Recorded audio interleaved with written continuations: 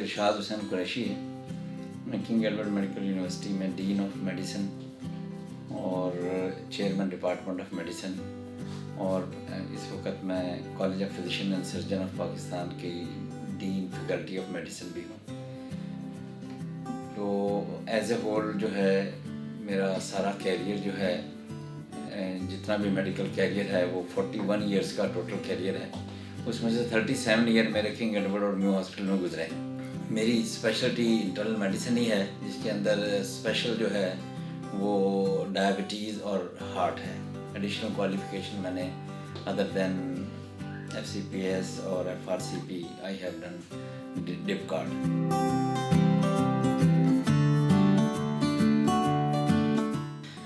نہیں، شرارتی نہیں تھا، پڑھنے لکھنے میں ہی زیادہ تھا. میں تھرو آؤٹ اسکول میں رہا، تو رائٹ فرام دا بگننگ جو ہے میں کلاس میں میری پوزیشن پہلی ہی رہی، کبھی آج تک سیکنڈ پوزیشن نہیں رہی.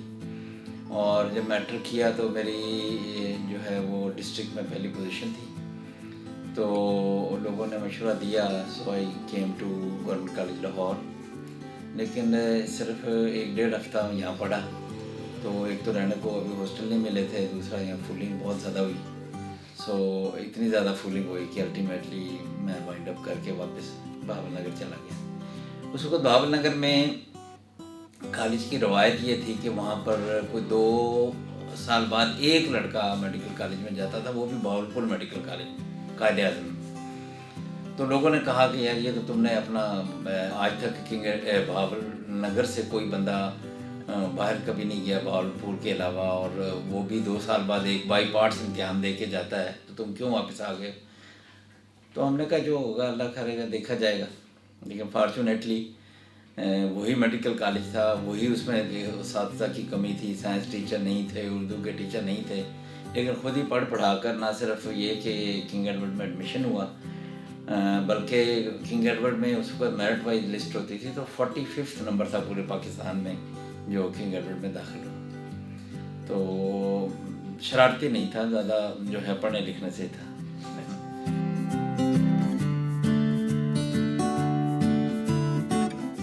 دیکھیں آج کل کے دور میں بہت زیادہ کیریئر کاؤنسلنگ اور یہ کانسیپٹ ہوتے ہیں، لیکن میں ہمیشہ سے جب اپنی کلاس میں بتاتا ہوں، میں کہتا ہوں کہ کچھ ایسی اگزامپل بھی ہیں جس کے اندر بغیر کیریئر کاؤنسل کے بندہ چلتا رہتا ہے.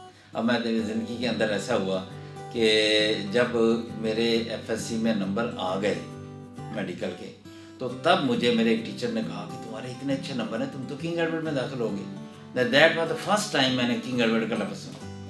I was not knowing. ہمارے ذہن میں تھا کہ بس بہاولپور ہی میڈیکل کالج ہے، کوئی اگر وہ ہے تو. ایک کوئی کاؤنسلنگ نہیں تھی، سارے لوگ کہہ رہے تھے میڈیسن اوپر ہے، میڈیکل اوپر ہے، تو میڈیکل میں آ گئے. کوئی کسی نے کاؤنسل نہیں کیا، کوئی کسی نے گائیڈ نہیں کیا. پھر یہاں پر آ کر MBBS کر لیا. MBBS کیا اور جاب کیا. تو اس کے بعد جناب ہم نے کہا جی آپ یہاں کوئی لاہور میں ادھر ادھر. انہوں نے کہا جی اس وقت تو وزیر اعلیٰ تھے نواز شریف صاحب، انہوں نے کہا کہ جی وہ تو سویپر تک بھرتی ان کی سفارش سے ہوتا ہے، تو آپ اب تو 17ویں گریڈ میں لگنا چاہ رہے ہیں، کوئی ہے سفارش؟ ہم نے کہا کوئی نہیں. سامان باندھا اور پھر واپس بہاول نگر چلے گئے. وہاں ڈھاک پہ جناب میں نے اسٹارٹ کیا ADHO assistant district health officer.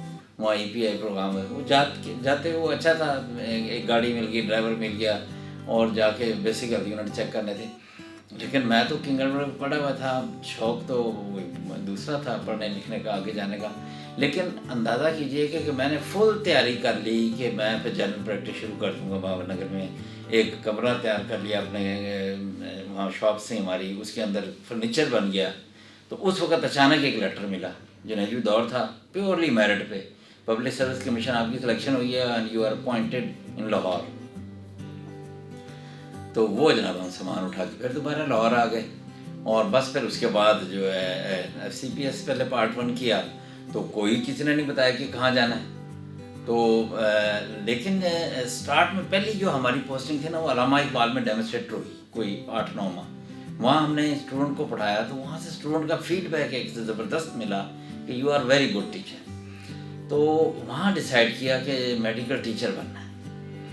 تو یہاں جب پارٹ 1 کر کے آئے تو اس زمانے میں اسپیسیفک نہیں ہوتا تھا کہ جی ENT کا پارٹ 1 فلاں پارٹ، نان اسپیسیفک پارٹ 1 ہوتا تھا. You can go in surgery any speciality, you can go in medicine any speciality. تو ہمارے سامنے اوپن تھی، کبھی ہم آئی میں مشورہ کر رہے ہیں، کبھی آرتھوپیڈک میں مشورہ کر رہے ہیں، کہ کارڈیالوجی میں کرتے کراتے الٹیمیٹلی جوائنٹ کارڈیالوجی میں 1 سال کام کیا. لیکن اگین میں نے دیکھا کہ یہاں تو اسٹوڈنٹ نہیں آتے پڑھنے کے لیے، انڈر گریجویٹس میں یہاں تو اسٹوڈنٹ پڑھانے کا ماحول ہی نہیں ہے. سو آفٹر 1 ایئر جب وہ میڈیسن کی روٹیشن کرنا ضروری تھا، 2 سال میڈیسن کرنی ہوتی تھی، تو I move to north medical ward.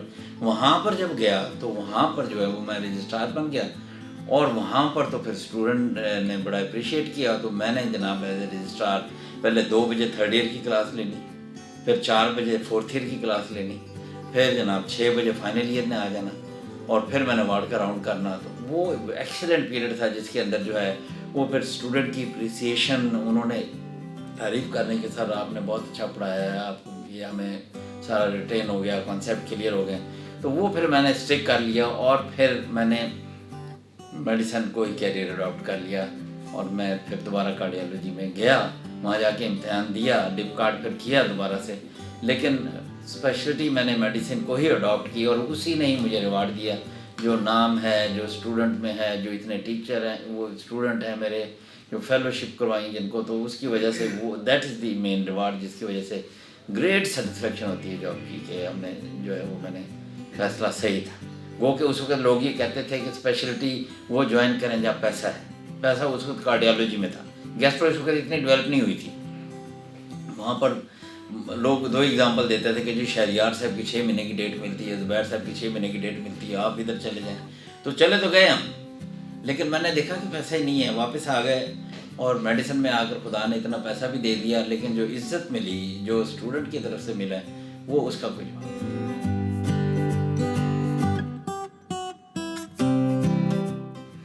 دیکھیں، ایک تو پہلی بات میں یہ سب سے پہلے یہ بات کہنا چاہوں گا کہ کیوں یہ میڈیکل ٹیچنگ بہت امپورٹنٹ ہے.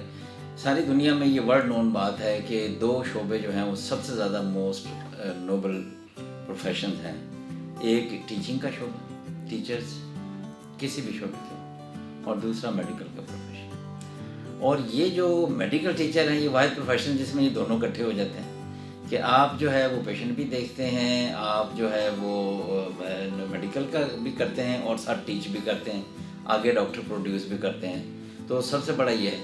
ایسے جب میڈیکل ٹیچر آ جاتے ہیں تو ایک عام ڈاکٹر کے لیے پرائرٹی ذرا ڈفرینٹ ہوتی ہیں، صرف ترتیب بدلتی ہے. مثلا ترتیب ایک عام ڈاکٹر کے لیے یہ ہے کہ سب سے پہلے اس کے پیشنٹ کیئر آتی ہے، پھر اس کے بعد اس کا جو ہے کچھ تھوڑی بہت ریسرچ آتی ہے، پھر اس کے بعد وہ اس میں مینلی پیشنٹ کنسنٹریٹ ہوتی ہے. جب آپ میڈیکل ٹیچر ہوتے ہیں تو میڈیکل ٹیچر کے اندر یہ پرائرٹی ذرا ڈفرینٹ ہو جاتی ہے.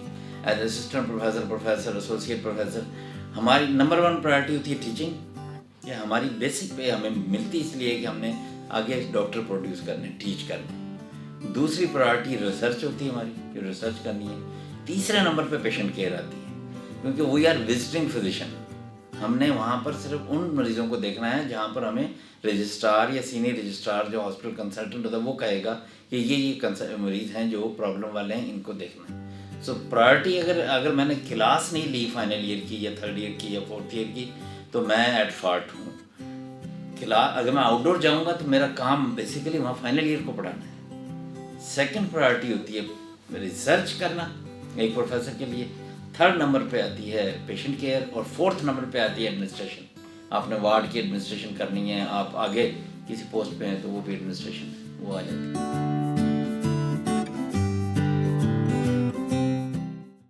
یہ تو نیشنل ڈیولپ ہو جاتی ہے جی. شروع سے ہی جب ہماری ٹریننگ ہو رہی ہوتی ہے تو اس کے اندر ہم دیکھتے ہیں ڈیفیکلٹ مریض بھی دیکھتے ہیں، پھر ایسے مریض بھی دیکھنے پڑتے ہیں جس کے اندر جو بہت میزریبل کنڈیشن میں ہوتے ہیں، جن کے ساتھ اٹینڈنٹ نہیں ہوتے، جن کے ساتھ پیسے نہیں ہوتے، جو بہت کریٹیکل فیز میں ہوتے ہیں، جن کو وہ اور پھر وہ روز کا جب یہ ایسا پروسیس گزرتا ہے تو ایک لائف کے اندر ایسی چینج آ جاتی ہے کہ پھر ہم جو ہے وہ کریٹیکل مریض، کوئی اچانک ڈیتھ، کوئی ایکسپائری کے بعد بھی وہ ہم جو ہے وہ ہمارا موڈ جو ہے وہ اسٹیبلائز ہو جاتا ہے. شروع میں مجھے یاد ہے کہ جب ہم پیشنٹ دیکھتے تھے اور سڈن ینگ کسی خاتون کی ڈیتھ ہو گئی، چھوٹا بچہ اس کے پاس رو رہا ہے، تو اس کے بعد ہم بھی رونے پڑتے لگ جاتے تھے. لیکن پھر ایسا جب یہ بار بار اس پروسیس سے گزرتے ہیں فار ایئر اینڈ ایئرز، تو الٹیمیٹلی یہ آ جاتا ہے کہ پیشنٹ کے ساتھ کیسے ڈیل کرنا ہے. تو یہ الگ سے ہم اسٹوڈنٹ کو ایک الگ سے یہ ٹیچ کرتے ہیں کہ ہاؤ ٹو ڈو. ایک پیشنٹ ہے, اس کے وہ اٹینڈنٹ جو ہے وہ آپ کے اوپر غصے بھی کھائیں گے, آپ کو گالی بھی دیں گے, کیونکہ ان کا والد اور والدہ حقیقت پرابلم میں ہے.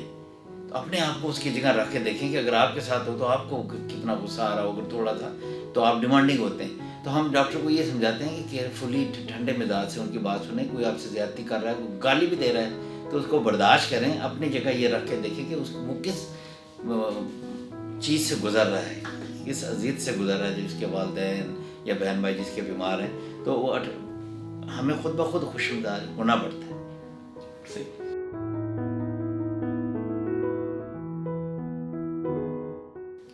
اس طرح کے ملٹیپل واقعات ہیں, جس کے ابھی جیسے میں نے ذکر کیا کہ ایسے ایسے واقعات ہیں کہ جو ینگ ڈیتھ, جن کے چھوٹے چھوٹے بچے جو ساتھ وہاں موجود ہیں اور ان کی سڈن ڈیتھ ہو گئی. اور پھر دیکھنا میرے اپنے لائف میں بھی, میں بتانا بھول گیا کہ میرے بھی پیرنٹس بڑی ارلی لاس ہو گیا تھا پیرنٹس کا. میں 5th میں تھا جب میری مدر کی ڈیتھ ہوئی تھی. میں FSC کا ایگزام دے رہا تھا جب میری فادر کی ڈیتھ ہوئی تھی, اور میرا بڑا بھائی بھی کوئی نہیں تھا, بہنیں تھیں میری. تو سارا وہ ٹف حالات سے میں گزر کے آیا تھا. تو وہ طبیعت میں حساسیت بہت زیادہ تھا. تو ابھی بھی کوئی اس طرح کا میں سین دیکھتا ہوں تو اندر سے کافی وہ مجھے رنجیدگی ہوتی ہے. وہ کہ چہرے پر جو ہے وہ ہنسی رکھنی ہوتی ہے, لیکن اندر سے بہت سینسٹیو اور ٹچی ہوتا ہوں. تو یہ بھری پڑی ہے وہ میڈیکل کے واقعات کے اندر, جس کے اندر پیشنٹ کا سڈنلی ایکسپائر ہو جانا, یا کوئی ہلتا کھیلتا پیشنٹ ہے, مذاق کرتے ہوئے چھوڑ کے گئے, صبح آئے تو انہوں نے کہا رات کو ڈیتھ ہو گئی اس کی. بڑا شوق لگا اور بڑا 1 دن تک طبیعت اداس رہی. اس طرح کے واقعات بھرے پڑے.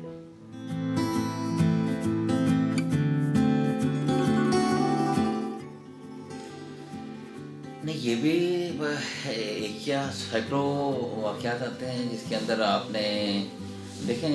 مجھے تو سب سے پہلے when I was doing house job, تو ایک قرآن کی وہ آیت تو ہم نے یہ پڑھی ہوئی تھی کہ جس نے ایک انسان کو بچایا اس نے پوری انسانیت کو بچایا. تو مجھے اچھی طرح یاد ہے, میں ہاؤس جاب کر رہا تھا. تو one patient came chest pain کے ساتھ, ECG کرائی, MI تھا, اس کو لگی ہوئی تھی, اینڈ سڈنلی کارڈک اریسٹ ہو گیا اور پریکٹیکلی اس کی ڈیتھ ہو چکی تھی. تو اس کا وہ پریکٹیکلی CPR کیا, اور پھر ہم نے شاک دیے, 2-3 شاک دیے, اور شاک کے بعد ریدم واپس آ گیا, ٹھیک ہو گیا اور ہنستا بیٹھنا شروع کر دیا, اور اس میں 2-3-4 دن بعد ڈسچارج ہو گیا. تو آلموسٹ ایک ڈیڈ پیشنٹ کو, یہ ہاؤس جاب کی بات ہے. وہاں سے پھر ہمیں اندازہ ہوا کہ کتنا یہ ریوارڈنگ ہے کہ یہ آلموسٹ آدمی کی ڈیتھ ہو جاتی ہے اگر کارڈک ریتھمیا اور بلڈ پریشر ختم ہو جائے, 0 ہو جائے, اس کو ریوائیو کر لیا. تو اس طرح کے تو پھر واقعات پھر بعد میں سارے اس طرح سینکڑوں دیکھے ہیں. کوئی بڑی ان نون ڈائگنوسس آپ نے کر لیا, بڑی سیٹسفیکشن ہوتی ہے کہ بہت ہی ریئر قسم کی ڈیزیز دیکھ لی. تو اس طرح کے تو واقعات, کیونکہ اب لائف اتنی گزر گئی ہے میڈیکل کے پروفیشن میں کہ بھری ہوئی ہے.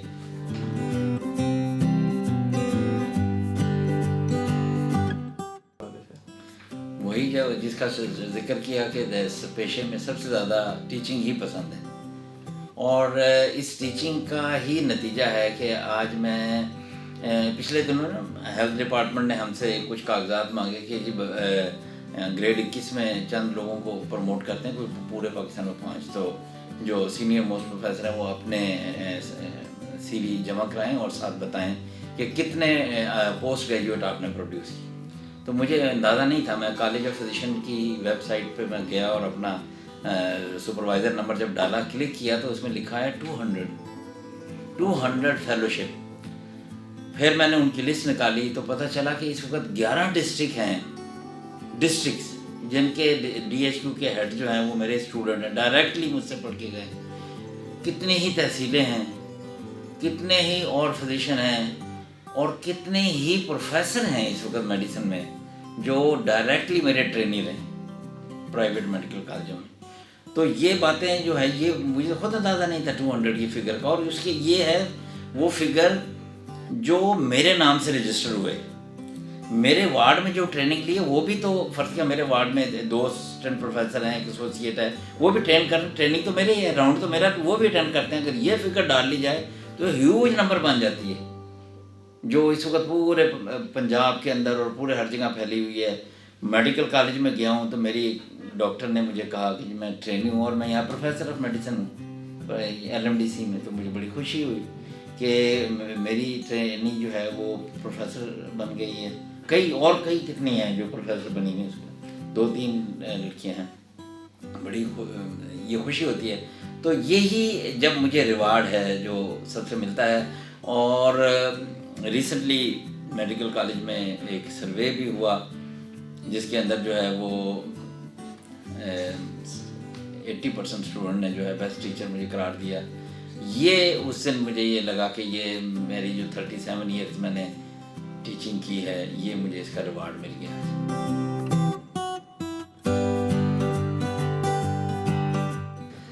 دیکھیں میں نے تو پاکستان کا جب میں نے شروع میں آپ بتا رہا ہوں نا پارٹ 1 کر لیا تھا, تو ساتھ ہی میں نے یہ امریکن ایگزام بھی پاس کر لیا. اور اس وقت اپرچونیٹی تو اوپن تھی, every body can go. USMLE کی طرح اس وقت ڈیفیکلٹی نہیں تھی. یہ بات کر رہا ہوں 1989 کی, جب میں نے اس وقت FMGM ہوتا تھا اس ایگزام کا نام. تو وہ پاس کر لیا اور سارا لاٹ جو ہے وہ امریکہ چلے گی. میں اس وقت تو صرف اس لیے نہیں گیا کہ میرے پہ رسپانسبلٹی تھی, میں گھر میں سب سے بڑا تھا, بٹ میری بہنیں تھیں اور فیملی میں اور کوئی تھا نہیں, تو میں ملک سے باہر نہیں جا سکتا تھا. لیکن بالکل اس کا مجھے ریگریٹ اس لیے نہیں ہے ملک سے باہر رہنے کا کہ سوشل میڈیا پہ ابھی بھی میں جب کوئی پوسٹ لگاتا ہوں تو سینکڑوں اسٹوڈنٹ میرے جو ہیں USA میں بیٹھے ہیں, UK میں بیٹھے ہیں, آسٹریلیا میں بیٹھے ہیں, وہ رسپونڈ کرتے ہیں اور وہ یاد کر کے بتاتے ہیں کہ سر آپ نے ہمیں ایکس رے پڑھائے تھے, دیٹ واز ایکسیلنٹ. آپ نے ہمیں جو ہے CPR کرنا سکھایا تھا. امریکہ کے اندر ایک پروفیسر, اور مجھے نہیں پتا تھا, اچانک وہ ایک دن اسٹیج پہ آئی یہاں الومنائی کی تقریب میں, اس نے کہا جی ہم ارشاد صاحب سے جو ہے CPR پڑھ کے گئے ہیں, اور وہاں پر لوگ ہم سے پوچھتے تھے کہ وائے آپ, کیونکہ وہاں پر تو زیادہ تر انویسٹیگیشن بیسڈ مینجمنٹ ہوتی ہے نا, تو کلینکل میتھڈ پک کرنا, مرمر سننا, وہ کہتے ہیں وہ حیران ہوتے ہیں کہ کیسے پک کر لیتے ہیں. تو وہ آپ کے پڑھائے ہوئے میتھڈ جو ہیں وہ ہمیں کرتے ہیں, تو اس سے بڑا ریوارڈنگ ہوتا ہے, بہت ریوارڈنگ, یعنی اتنی سیٹسفیکشن ہوتی ہے کہ آپ امیجن نہیں کر سکتے.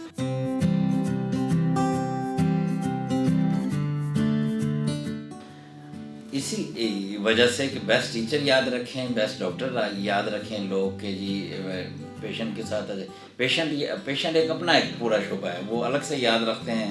ایک پیشنٹ ہے وہ پھر ان کی فیملیز, کیونکہ اب اس میں آ جاتی ہیں وہ فیملی در فیملی جو ہے وہ ایک پیشنٹ ہے, اس کے بچے ہیں, اس کے آگے بچے, تو 3rd جنریشن کو ہم ڈیل کر رہے ہوتے ہیں, تو وہ ہمیشہ یاد رکھتے ہیں. اور یہ واحد شعبہ ہے میں نے بتایا کہ جس کے اندر آپ پیشنٹ, اگر یہاں میں بیٹھا ہوں پرائیویٹ, تو مریض نے ٹائم لیا ہے, وہ باہر ویٹ کر کے آیا ہے, پھر اس کے بعد یہاں آ کر اس نے چیک کرایا ہے, پھر وہ لوگ جو ہے ایسے طریقے سے اظہار کرتے ہیں, شکریہ ادا کرتے ہیں, دعائیں دیتے ہیں کہ فجر کی نماز میں آپ کے لیے دعا کرتی ہوں. اور پھر چھوٹے چھوٹے گفٹ لے کے آئے ہوتے ہیں, کوئی گاؤں سے آیا ہے, کوئی شہر سے آیا ہے, وہ کوئی چیز لے کے آیا ہوگا. تو یہ آپ اسے چارج بھی کر رہے ہیں اور دعائیں مل رہی ہیں. یہ کسی اور شعبے میں نہیں مل سکتا کہ آپ کسی اسٹور پہ جائیں اور کوئی چیز خریدیں, پیمنٹ کریں اور وہ آگے سے آپ کو دعائیں دیں. یہ آپ نے اس کو چارج بھی کیا ہے, آپ نے اس کو دیکھا, لیکن وہاں سے ڈھیروں دعائیں دے رہے ہیں.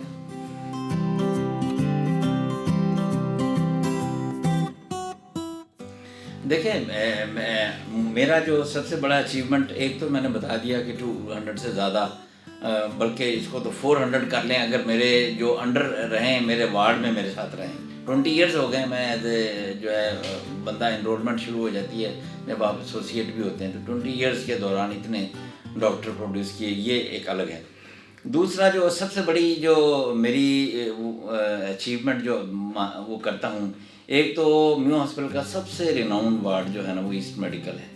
ایسٹ میڈیکل جس نے میکسیمم پرنسپل دیے کنگ ایڈورڈ کو, میکسیمم وائس چانسلر دیے کنگ ایڈورڈ کو, جو ہے اس وارڈ کو میں نے رینوویٹ کروایا, اور رینوویٹ بھی کہ 65 ملین جو ہے 6.5 کروڑ روپیہ ایک ہی آرگنائزیشن نے دیا, جس کے ذریعے سارے وارڈ کو رینوویٹ کیا, ڈائلسس مشینیں لگوائیں, بیڈ نئے لگوائے, بیڈ سائڈ آکسیجن لگائی, سکشن سسٹم لگایا.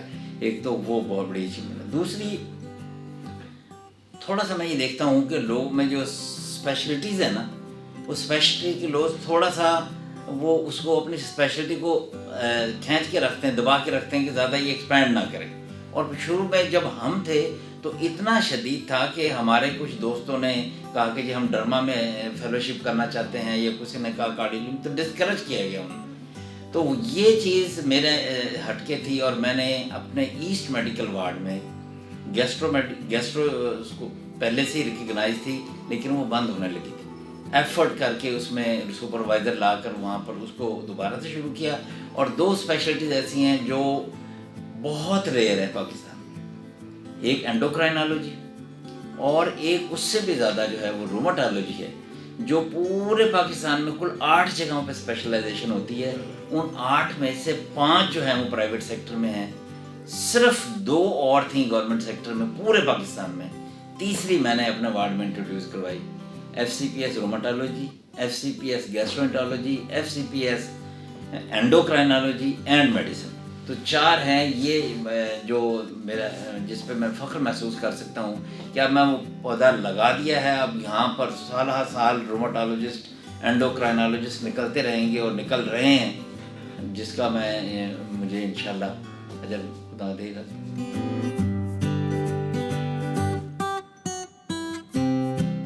فارمیوں سے بہت اچھے میرے تعلقات شروع سے رہے ہیں، کیونکہ کنگ ایڈورڈ میں فار دا لاسٹ 10 ایئر میں اردو لٹریری سوسائٹی کا اسٹاف پریزیڈنٹ ہوں. ایک پروفیسر ہوتا ہے، اس کے پاس ہر کوئی ایک سوسائٹیز ہوتی ہے، کوئی گیمز کا انچارج ہوتا ہے کوئی.